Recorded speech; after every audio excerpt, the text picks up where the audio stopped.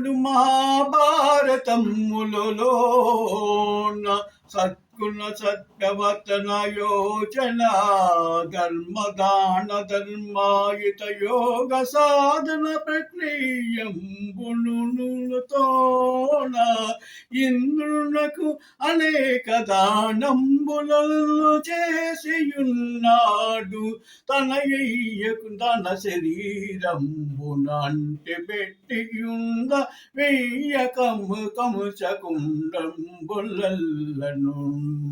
కోసి ఇంద్రుడు మాయా బ్రాహ్మణుడుగా దానము వలించిన సూర్యదేవుడు తనకి విన్నవించెను. ఇంద్రుడు మారి వేషములోన వచ్చి నీ కౌశకుండ్రములను కొనుపోవుటకై వచ్చిచున్నాడు అని సెలవైచెను. అయినను ధర్మశీలాదోత్పదంబునతోన తన శరీరమున కౌశకుండములను వేయింబును దానములిచ్చెను. మాయారూపమున్న ఇంద్రునకు దానమిచ్చెను. కరుణుడు దయాగుణ సహనశీలను తన తల్లినికే అర్జునుని తప్ప వేరనుండను వదిలించనని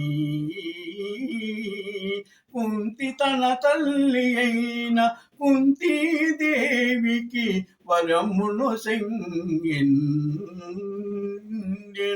శ్రీకృష్ణంతటి మహానుభావునికి తన బంగారు పన్నును